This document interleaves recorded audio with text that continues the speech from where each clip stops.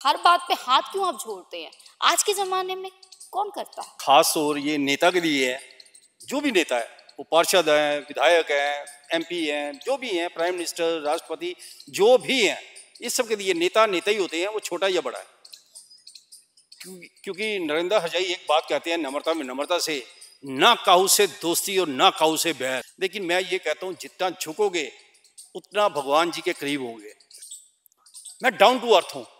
हिंदुस्तान में एक इंसान ये कह दे कि किसी इंसान को ये मुझे बताए कि नरेंद्र हरजाई ने कभी अहंकार में बात की है। मेरे लिए 145 करोड़ के जितने भी इंसान हैं, मेरे लिए वो सारे रिस्पेक्टेड हैं, क्योंकि ये मेरा कर्म है और यही मेरा धर्म है।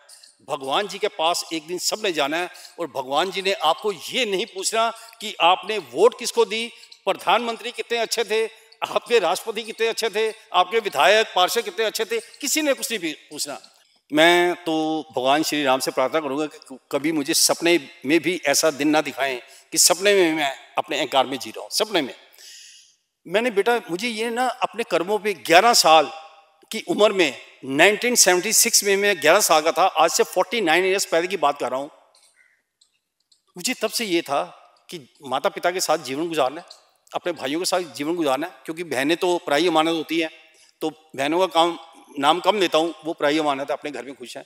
और जिस पत्नी से 7 फेरे दूंगा उनके, जब मैं बच्चा था मैं खुद ये सोचता था कि जब मेरे बच्चे होंगे और भाई साहब के बच्चे होंगे कोई फर्क नहीं होगा। और आज हिंदुस्तान जो मुझे जानता वो गवाह है, मेरा परिवार गवाह है, मेरे दोस्त रिश्तेदार पड़ोसी हर एक इंसान गवाह है कि नरेंद्र हजाई ये कहते हैं सरबत का भला। कहते हैं कि जिस वृक्ष पर अधिक फूल फल होते हैं वो झुक जाता है, क्योंकि फलों से लदा हुआ वृक्ष हमेशा झुक के इसलिए रहता है क्योंकि उसके अंदर कोई बात होती है, गुण होता है, और वो लोगों को हमेशा देने की भावना से ही झुक के रहता है। और वहीं दूसरी तरफ हम बात करें तो आज के बुद्धिजीवी कई ऐसे हैं जो तन के खड़े होते हैं और कहते हैं कि मैं क्यों किसी के सामने हाथ जोड़ूं, मैं क्यों किसी के सामने झुकूं, मेरा स्टेटस है, मेरा स्टैंडर्ड है, मैं बड़ा आदमी हूँ, मेरे से ऊपर कोई नहीं है, मैं ही भगवान हूँ। लेकिन आज के ज़माने में भी नरेंद्र हरजाई जी से मैं हमेशा ही सवाल पूछती हूँ कि सर हर बात पे हाथ क्यों आप जोड़ते हैं? आज के ज़माने में कौन करता है? सर सबसे पहले तो स्वागत है आपका। नमस्ते। जवाब आज ऑन कैमरा दीजिए, जो ऑफ कैमरा सवाल करती थी। जी, ये बेटा मैं ये समझता हूँ कि ये हमारे खास तौर ये नेता के लिए है। जो भी नेता है, वो पार्षद हैं, विधायक हैं, एमपी हैं, जो भी हैं, प्राइम मिनिस्टर, राष्ट्रपति, जो भी हैं, इस सब के लिए नेता नेता ही होते हैं, वो छोटा या बड़ा है। क्योंकि नरेंद्र हजाई एक बात कहते हैं, नम्रता में नम्रता से, ना काहू से दोस्ती और ना काहू से बैर। मेरे लिए 145 करोड़ के जितने भी इंसान हैं, मेरे लिए वो सारे रिस्पेक्टेड हैं, क्योंकि ये मेरा कर्म है और यही मेरा धर्म है। भगवान जी के पास एक दिन सबने जाना है और भगवान जी ने आपको ये नहीं पूछना कि आपने वोट किसको दी, प्रधानमंत्री कितने अच्छे थे, आपके राष्ट्रपति कितने अच्छे थे, आपके विधायक पार्षद कितने अच्छे थे, किसी ने कुछ नहीं पूछना। वहाँ तो सिर्फ भगवान जी ने ये पूछना है कि जिस परिवार की माँ की और पिता के कोख से पैदा हुए, परवरिश दी, उनके साथ आपका व्यवहार कैसा अच्छा था, और जो आपके भाई बहनें, जो आप जिनके साथ खेले बड़े हुए, उनके साथ व्यवहार कैसा था, और जिस बीवी के साथ 7 फेरे दिए उनके साथ व्यवहार कैसा था, और जिन बच्चों को पैदा किया, अपने बच्चे या भाई साहब के बच्चे हों, तो उनके साथ व्यवहार कैसा था। मैं नम्रता विनम्रता, अभी आपने बेटा बात की है, मैं उससे शुरू करता हूँ अब, कि नम्रता विनम्रता मुझे भगवान की देन है। मैं डाउन टू अर्थ हूँ। हिंदुस्तान में एक इंसान ये कह दे कि किसी इंसान को ये मुझे बताए कि नरेंद्र हरजाई ने कभी अहंकार में बात की है। ठीक है, मेरा बात करने का तरीका थोड़ा सा अलग है, किसी को नहीं भी पसंद आएगा तो मैं उनसे माफ़ी मांग लेता हूँ। लेकिन मैं ये कहता हूँ, जितना झुकोगे उतना भगवान जी के करीब होंगे। भक्ति भाव करना अच्छी बात है, लेकिन खाली भक्ति भाव करके 1 घंटा 2 घंटा लगा के उसके बाद उठ के आप कोई दुष्परिणाम करते हो, दूसरों से दुर्व्यवहार करते हो, तो बेटा मैं ये चाहता हूँ कि वो आपके कर्म कभी अच्छे नहीं हो सकते।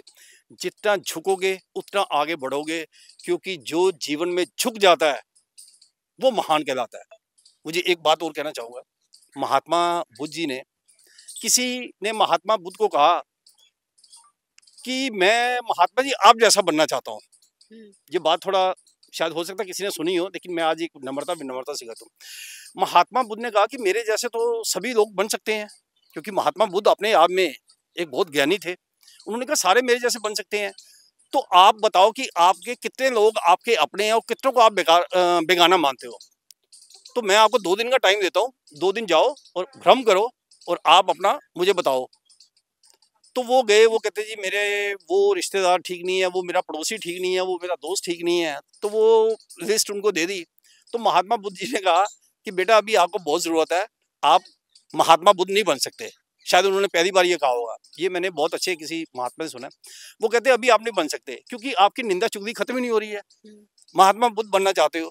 तो मैंने ये जीवन में बचपन में ये कहानी एक सुनी थी। तो वो बचपन में जो इंसान जब बड़ा होता है ना, मैंने लाइफ में बहुत गरीबी देखी है, बहुत गरीबी देखी है मैंने, लेकिन मैं तब भी झुकता था। आज भगवान ने मुझे खाना खाने के अच्छे पैसे दिए हैं, मैं आज भी झुकता हूँ। मैं कहता हूँ जो झुकने वाला इंसान होता है उसकी जीवन में कभी हार नहीं हो सकती। और ये जो नेता लोग हैं, मैं एक और बात कहूँगा, मैंने कभी ये नहीं कहा कि ये पक्ष अच्छा है और विपक्ष बुरा है। मेरे जब मैं 145 करोड़ का भला चाहता हूँ तो वो पक्ष भी है और विपक्ष भी है, किसी को बुरा नहीं। लेकिन ये जो पक्ष और विपक्ष एक दूसरे की निंदा चुगली करते हैं ना, मैं सभी कहूँ ये पाप के भागीदार हैं, ये पाप कमा रहे हैं।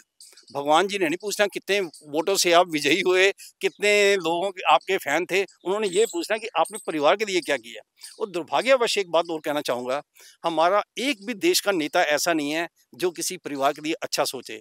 वो ये कहे कि अगर आप अपने परिवार को वोट और सपोर्ट नहीं करते या अपने परिवार के नहीं हो तो मुझे वोट मत डालना।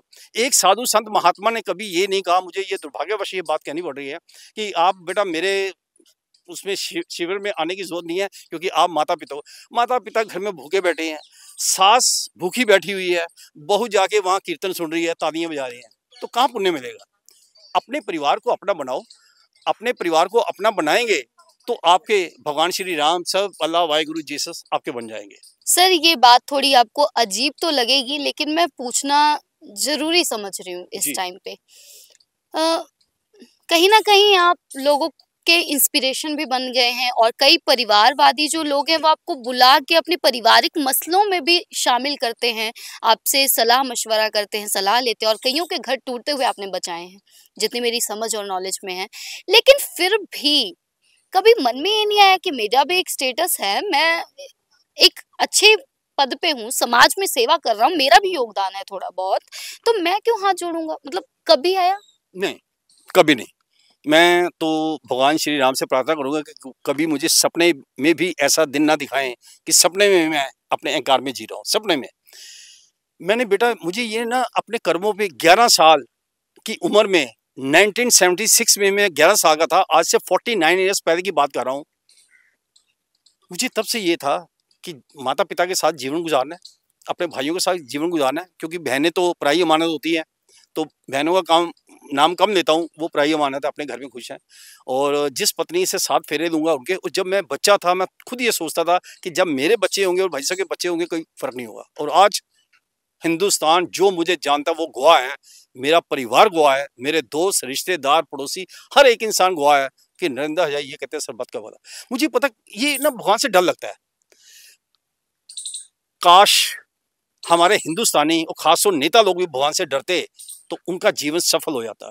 ये जितने बड़े ओहदे हैं ना, अगर इसमें आपने अच्छे कर्म या अच्छी सोच नहीं रखी है तो वो उतने बुरे परिणाम को भी भुगतने पर तैयार है ना। मैं सभी पक्ष और विपक्ष को कहता हूँ, ये बुरे कर्म जो किए हैं भगवान से माफ़ी मांगो और छोड़ दो, और 145 करोड़ की आज पॉपुलेशन है उनका भला करना सीखो, भगवान आपका भला करेगा। महात्मा बुद्ध नहीं बन सकते, महात्मा गांधी नहीं बन सकते, तो कम से कम एक अच्छे इंसान ही बन जाओ, जीवन सफल हो जाएगा।